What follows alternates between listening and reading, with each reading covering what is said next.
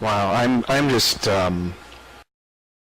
blown away by this whole event and all of the people involved in pulling this off and all of the work that has gone into making it happen and all of the tools and all of the booths and all of the events that are planned and that have been happening and will happen for this entire day.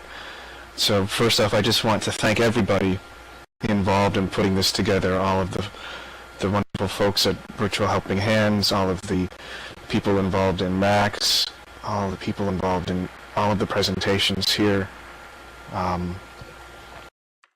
Too many people to name. Countless people. Well, my name is Pathfinder LInden in Second Life, and I'll try to speak at a pace that is good for transcribing. And my real life name is John Lester. And before I came to Linden Lab, which was 4 years ago, I worked in healthcare. I worked at Massachusetts General Hospital, and I also worked at Harvard Medical School. And initially my focus was on neuroscience research.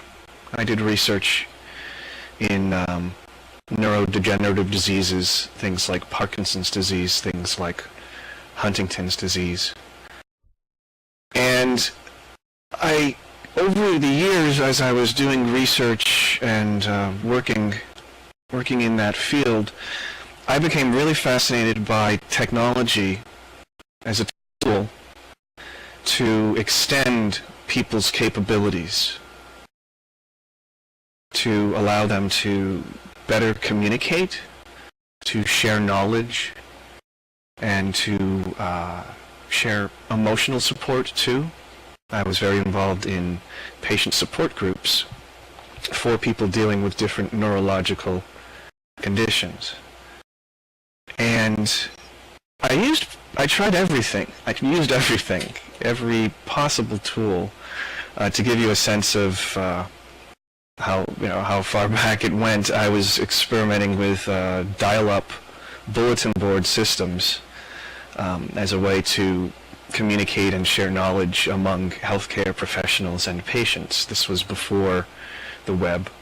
This was before the internet itself was very popular.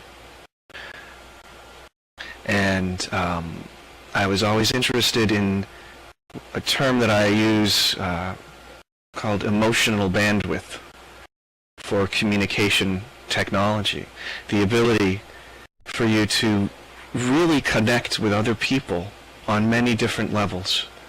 Emotionally, we are extremely rich creatures. There are so many cues. There is sight, there's sound, there are thoughts, there are ideas, things that we share between each other that help us connect with other people and share knowledge, share support, to just connect.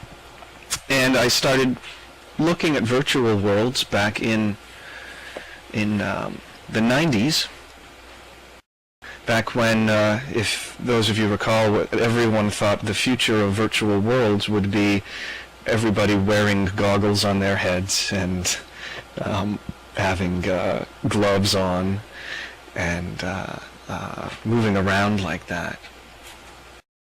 Yes, it was an interesting time. And I remember thinking, this is great, but I think there need to be other ways. There need to be better ways. And then some of the early virtual worlds coming out, like the Palace. I don't know if anyone here remembers the Palace. A sort of 2.5D virtual world. Then early 3D worlds like Active Worlds. I did a lot of work in that as well. And I discovered Second Life because I was at a meeting at MIT. It was sort of a weekly kind of share interesting ideas kind of meeting at MIT with different folks. Sherry Turkle was there, a researcher at MIT who has done a lot of work with virtual identity, people's identity in online environments. And Mitch Caper was there. And this was probably about 2001. And Mitch said, I'm working with and investing in this company called Linden Lab, and we're making this thing. We're calling it Linden World. Back then, that was the name. I think for pretty much everything that was happening at Linden Lab, it was Linden something. And he said, I'm going to explain what this is all about. And when someone like Mitch says, I think this is interesting, let me about it. Listen, in my experience, and he started talking about this, this virtual world, and I was blown away by the possibilities. The idea of a world that was created by the users themselves, and that was malleable.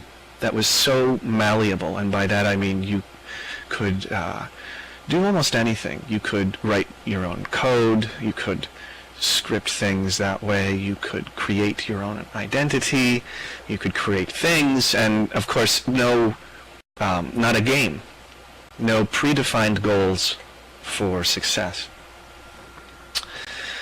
And after I picked my brain up off the floor, I thought, what, this is amazing.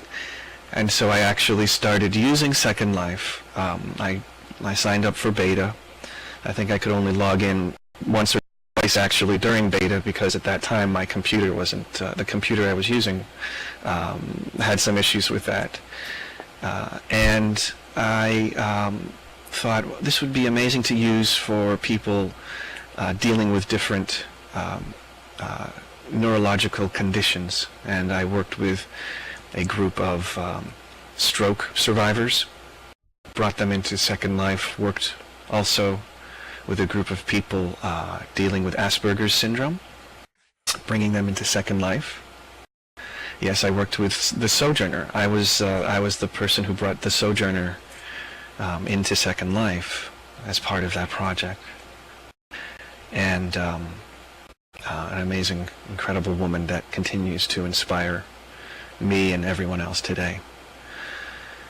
And what I saw were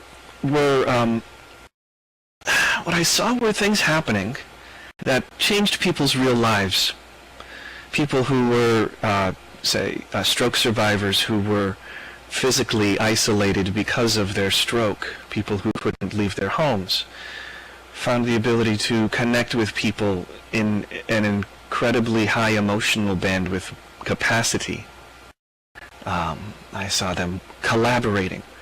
I saw people with Asperger's syndrome gain real-world confidence in social situations because they were able to interact with people in Second Life and gain confidence, and that confidence transferred over.